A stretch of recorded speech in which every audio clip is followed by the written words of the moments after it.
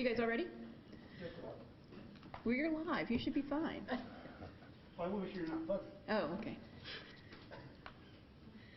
All right, I'm Dayton Mayor Nan Whaley. I'm here with Commissioner Joseph, Commissioner Mims, Commissioner Shaw, and Commissioner Fairchild, as well as the City Manager, Shelley Dickstein, and the Chief of Police, Richard Beal, as well as a multitude of staff in the room that have been working on this for quite some time.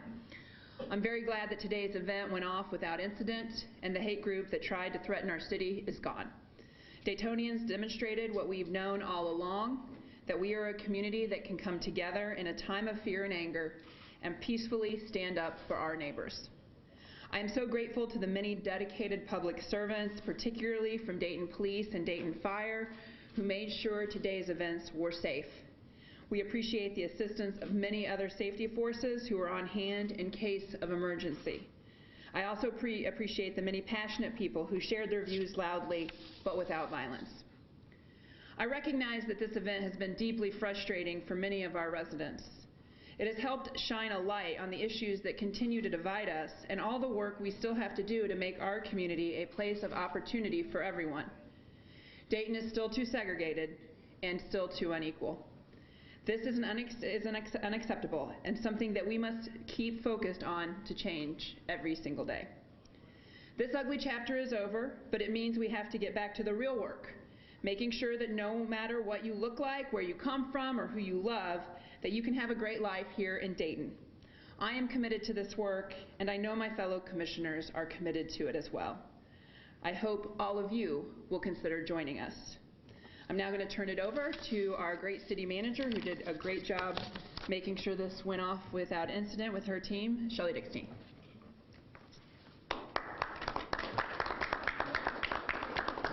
Thank you, Mayor.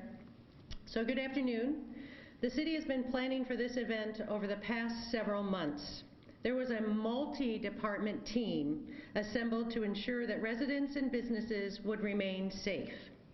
I'd like to thank Deputy City Manager Joe Parlett, Chief Richard Beal, Chief Jeff Payne, and Major Wiesman for leading this critical response team.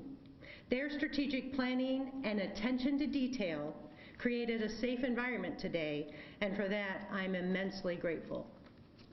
In preparation for this event, we estimate that we have spent roughly $250,000 on personnel costs and almost $400,000 in contract and materials. We'll provide a more accurate figure of costs incurred within the next week or so.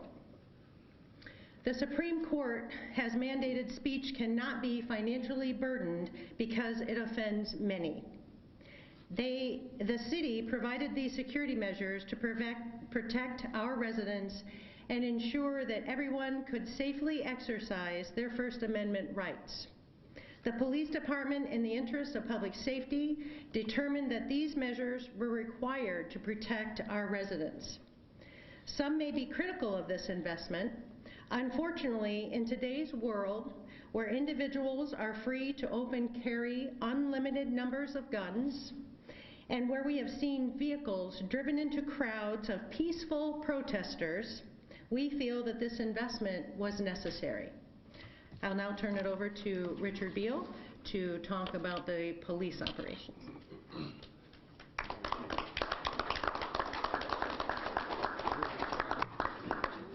Thank you. So this began with the issuance of a permit by Montgomery County to a group calling themselves the Honorable Sacred Knights. That's the last time you'll hear me mention their name.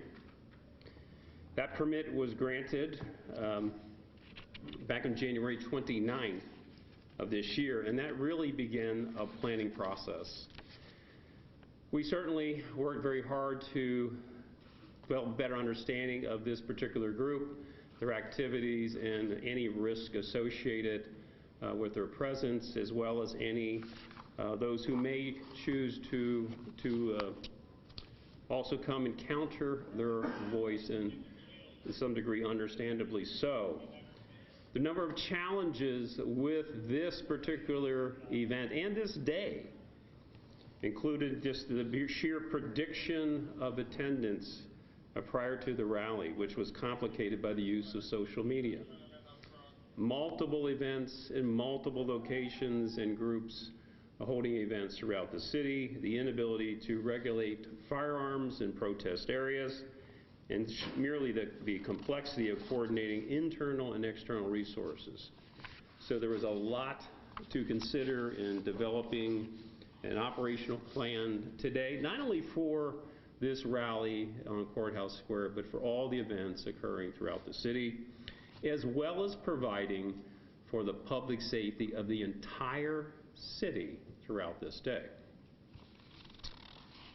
One of those things we do know is that this group advised us that many of its members had CCW permits and that they were honored in the state of Ohio and that they wanted to carry firearms on Courthouse Square. We know from those who expressed an interest to come back or come here and counter-protest that they also intended to have firearms in hand. In fact, you saw that. You were there. So I don't need to really underscore that. I'm sure you've got all the video to show it. General preparation and planning, including fire and medical response, emergency planning overall, mutual aid from other agencies, consultation with prosecutor offices, the inclusion of public works. You saw the number of roadways that were required to be closed for this event in the downtown area. Dispatch and communication challenges, media coordination. We met with a number of you in advance to try to explain how you would have access to cover this event. We knew that you would. We were concerned how you would do that. And I expressed that very candidly. It's not whether you cover it, it's how you cover it that's going to matter. Training required for the personnel who are going to be performing in this environment, legal updates in terms of the potential conduct we're going to face, research, and then also a consent decree that was entered into on May 13th through a litigation initiated by the city of Dayton. Our estimates of attendance at all 4 event locations are the following. Again, these are approximate. We hope to be able to get better definition of attendance through other means, but the best we can determine at this point, in the Courthouse Square area, likely 500 to 600 people. Riverscape appears to be 30. McIntosh Park, 200. And then Oak and Ivy Park, 30. So after 2 hours of the rally at Courthouse Square, what is the outcome? There were no arrests. There were no use of force by police. There were no injuries to anyone in attendance. There were no citations issued. Generally speaking, from a public safety perspective, very uneventful despite the amount of resources deployed. Support received include the City of Dayton departments. This is, as City Manager mentioned, this is a multi-functional, multidisciplinary team that worked for months to develop a comprehensive plan. Everyone who contributed to this plan deserves credit for its success. The Ohio State Patrol, Montgomery County Sheriff's Office, the City of Columbus, Cincinnati, Cleveland, Toledo, some of that which you've already covered, and also support by federal, state, and regional law enforcement agencies.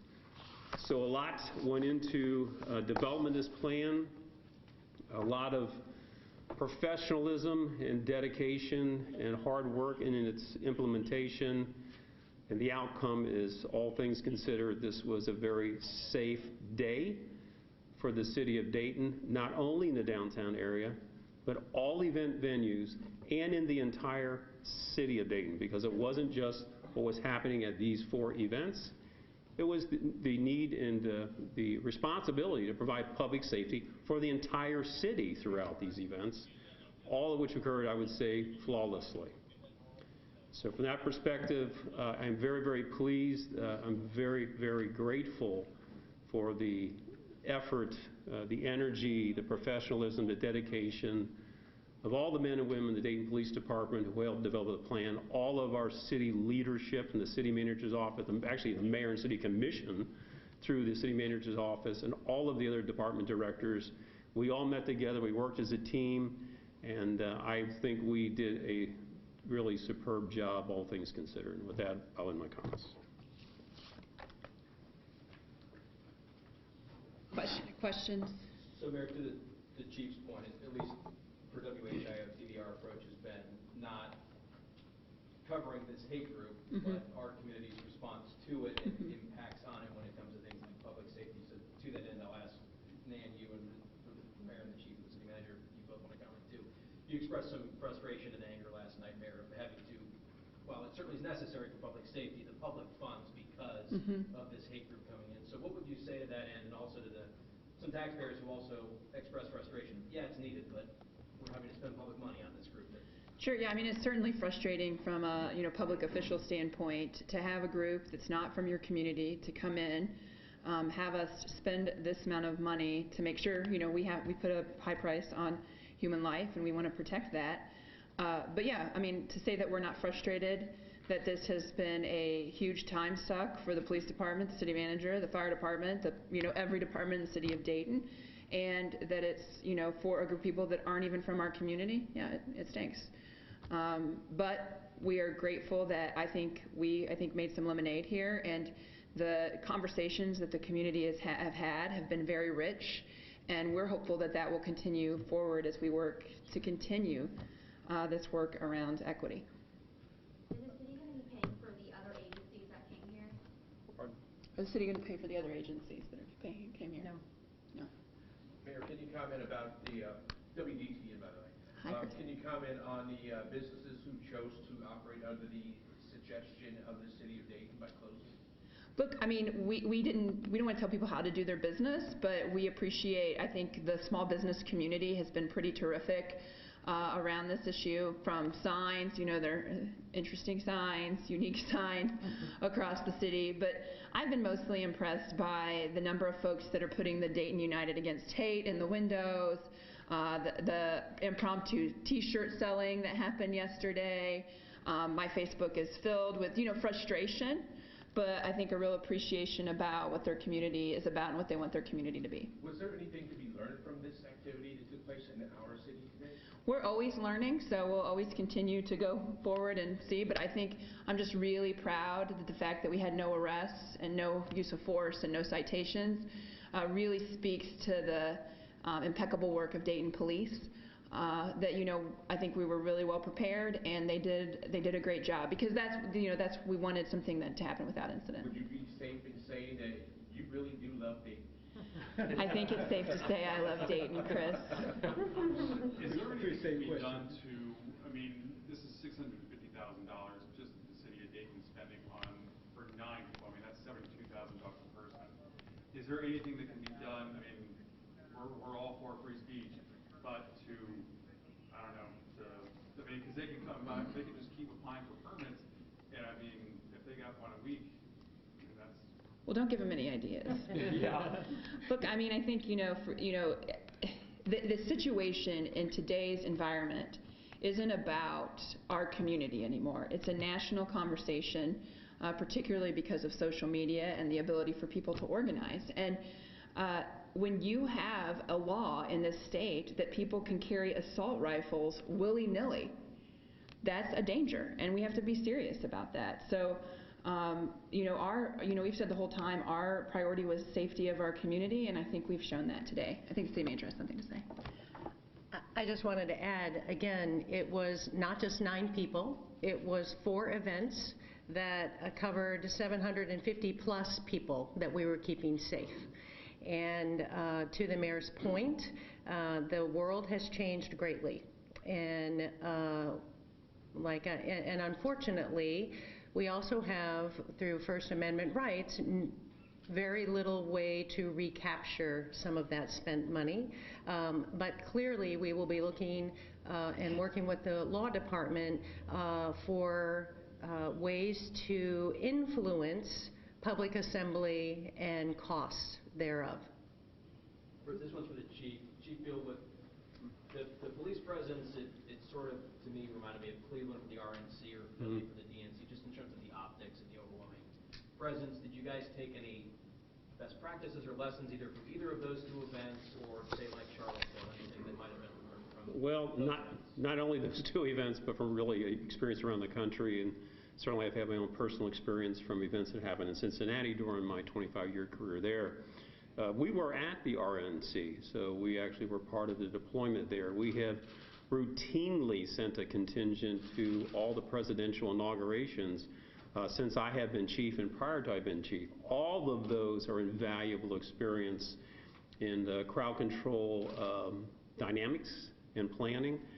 So we certainly have our own rich and deep experience in that regard, but we reach out to a number of agencies, and the media certainly carried the story of our contact with Toledo. I spoke with Chief Kroll personally in my visit there as a part of the U.S. Conference Mayors Committee.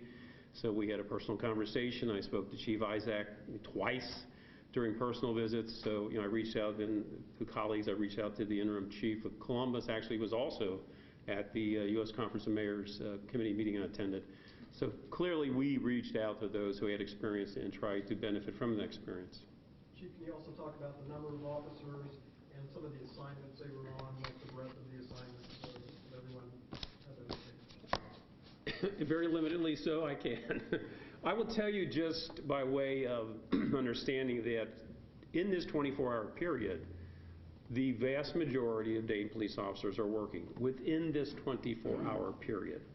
So I would say roughly 350 officers are working at some point during this 24-hour period. We had a number of agencies with specialized resources. You saw mounted patrol from more than one agency, I might add. So clearly, mounted patrol can be extremely effective in moving crowds, particularly crowds that are problematic. And they had a very, very limited role today because we had a very orderly attendance, if you will, at this event. So their use was limited, but clearly that was a resource available. We had individuals who had expertise in crowd control, and that's the Ohio State Patrol. We had bike patrol. In fact, that was a essential element in the RNC. So those are just some examples of the kind of specialized resources that we had available. Some used, some not. Chief, when do you feel like you can take the sort of metaphorical exhale to say, okay, things are business as usual, back to normal here in Dayton? So what's the beginning of the question? I'm still exhaling, I think. So. When do you feel like you can take that exhale and say, okay, things are back to normal as you were here in Dayton, basically? Well, I think in terms of the mobilization around this rally downtown, certainly much of the individuals who have come have since dispersed. So there's clearly some sense that we're moving beyond this particular event this day. With that said, we have a public safety mission that is 24 hours a day, 365 days a year. It never ends. I am extremely pleased that this year we have some remarkable declines in crime, and that's on top of an extraordinary year in 2017. So overall, I am really impressed and very, very hopeful about the future of our city because we continue to see significant improvements in safety. This clearly was a safety challenge for our community and our city. And so it was really important that we took with the utmost seriousness, and you heard from the mayor and city manager, why that was necessary in today's environment. I mean, we're living in a reality that I never envisioned in the beginning of my career 40 years ago. These events didn't happen like this. So it's a different environment. We have to be responsible to the environment that we find ourselves in and not the one we wish we had. We did so and deployed the necessary resources to make sure this was as safe as possible. Can you say which groups came into town, like in any side of the protest, like if you've identified any specific groups where they came from? I'm not real fond of giving any one particular group visibility. You heard I mention the name of the group that got the permit one time, and that's the only time you're going to hear me mention their name, quite honestly. And not that I'm being disparaging against anyone else who came down. I just don't think that's my role as chief to be a marketing arm for any particular groups. I just don't. Good call, Chief. Just don't. My name is Kevin Williams, New York Times. I have a two-part question. You better go slow then. The first question, and I apologize if this has been reported and I missed it, but does anybody know why Dayton? Yeah, I don't think we have real clarity as to why. Proximity perhaps is one, right? We're not that far away from Madison, Indiana. If you're looking for a major urban venue, we certainly provide that. But do we really have real clarity around that?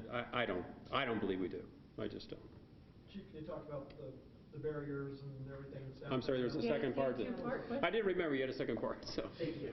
Mayor Whaley mentioned about making lemonade out of this. I wanted to hear more about the lemonade. Was there something good that, I mean, I saw a lot of different groups that normally don't associate with each other out there on the street, and it wasn't violent. I just wanted to hear more about the unifying I'm going to let the mayor talk. effects that this rally may or may not have had. So what we started to do in I think February or March, the commissioners and I, we had a community meeting, and over 250 people showed up. It was one of the largest meetings that we'd really seen. And people really wanted to talk about what ideas they had for our community. And then our Human Relations Council continued to have small group meetings for anybody that wanted to attend to talk about the issues in our community regarding equity and how we move forward. And what we really heard in those conversations was that people, this is one day, and we're going to make sure, the chief is going to do everything, and the city is going to do everything to make sure people are safe, and that, we were successful on not having any incident. But for us, it was the question: what does our community look like?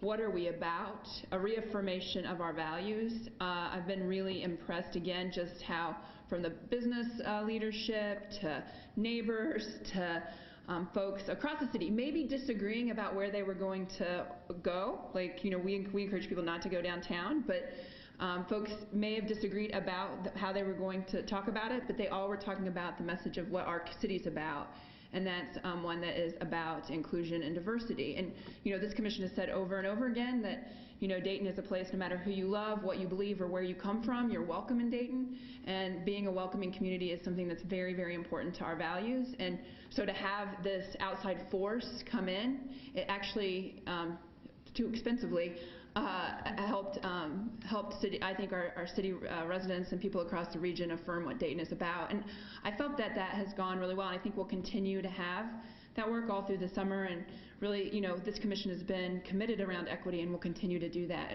seeing the outpouring of support from the community. What happens if they come back on Tuesday and want another permit? Well, it's a county permit. It's not a city permit, so I can't answer that. Chris? This would be for the chief. Can you explain or summarize what additional security measures will be taken through the rest of the weekend?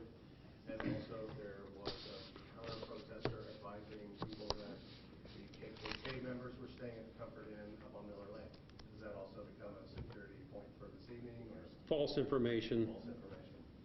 So somebody really didn't know what they're talking about. Imagine that. In terms of our responsibility is probably public safety, 24 hours a day.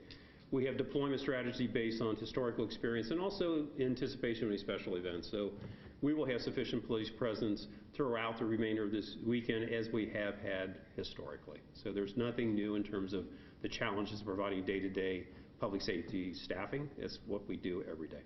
Would you advise Comfort Inn that they... Pardon?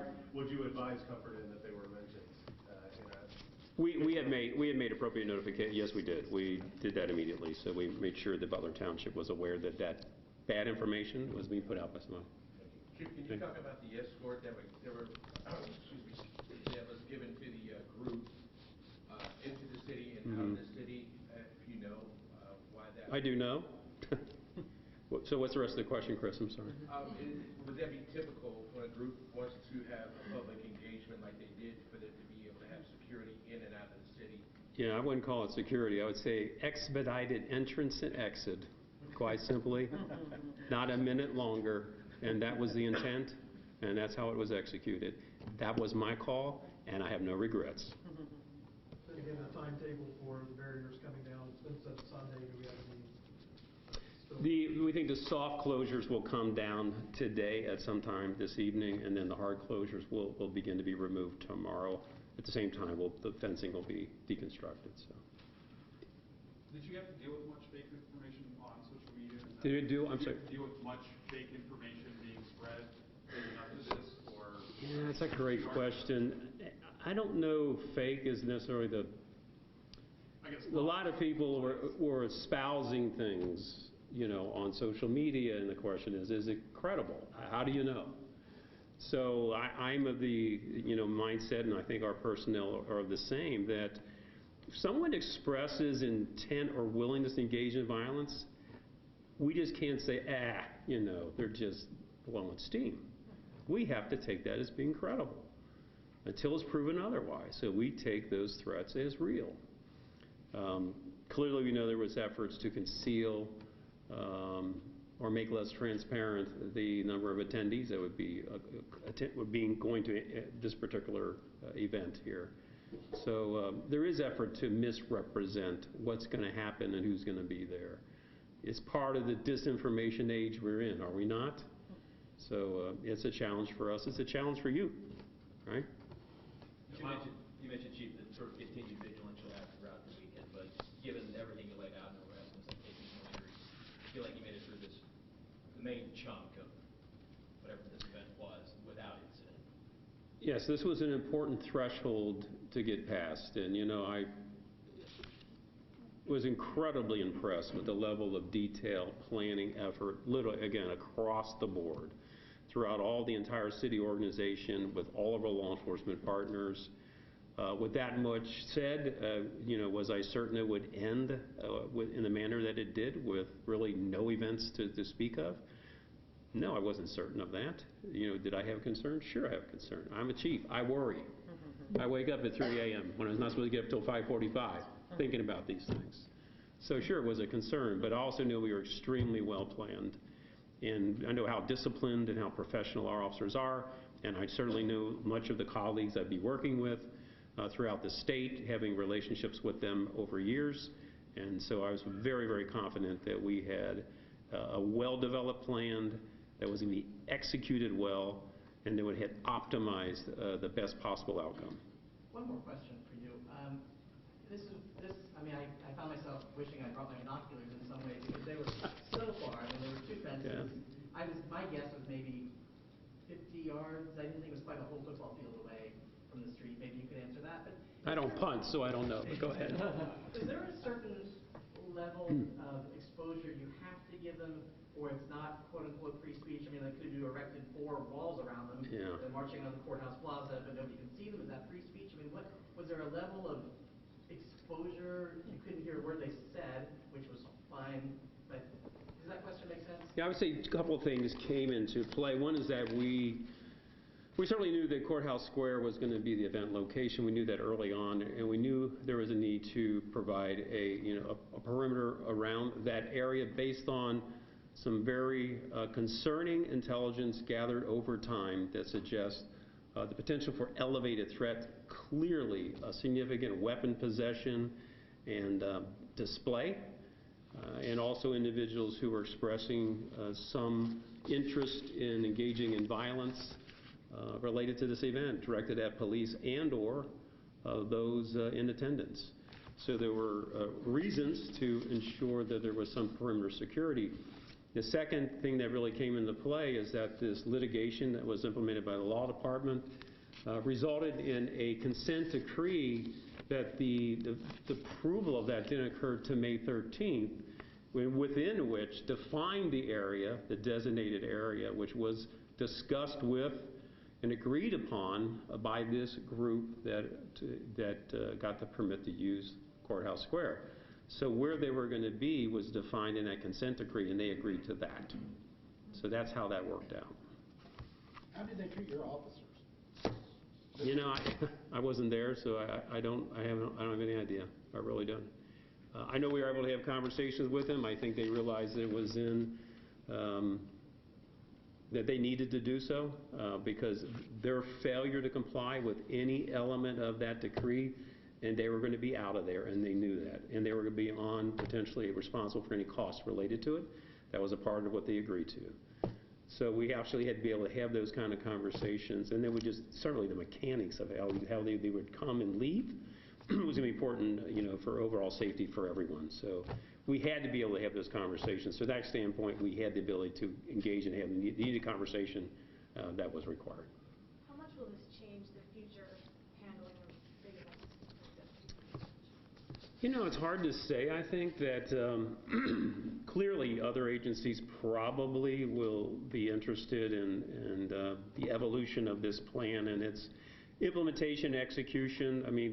They're like us. They're going to try to learn from other people.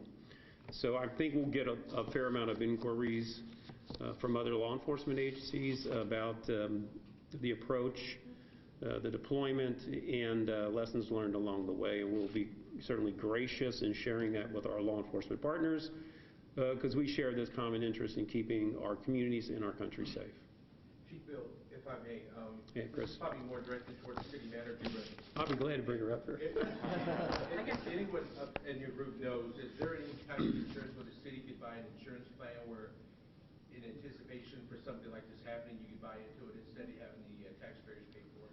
See, that's above my pay grade.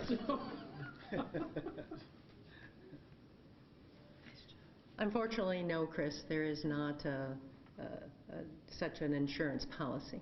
If I could add to that, will the city budget for something like this in the future if this does happen again? Well, certainly the city has contingency funding for unexpected expenses, right? And so whether it's an event like this or whether it's an unanticipated emergency, we have contingency funding in place to be able to address that. So we won't go and send a bill to all of the 140 citizens who live in the city of Dayton. 140,000.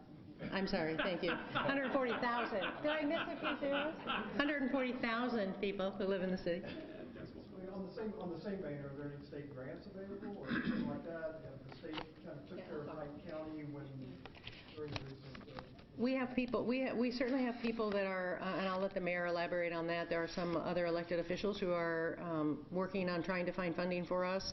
The Montgomery County did pay about $50,000 or so for part of the event.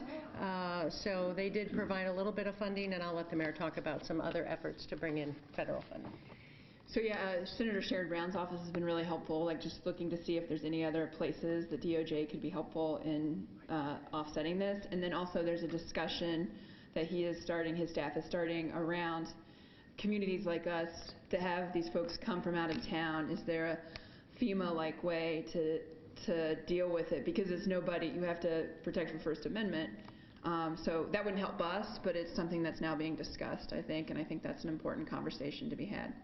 As a part of their agreement or the chief, the expeditious, I forget the term you used, but at the end of that. Entrance and exit, Correct. yes. At the exit part, was it their understanding or told directly to them, the understanding was, okay, now leave, in so many words? Yes. And a word. Please. I think we've killed this, guys, so appreciate your questions and your balanced coverage in this effort. Thank you. Good job.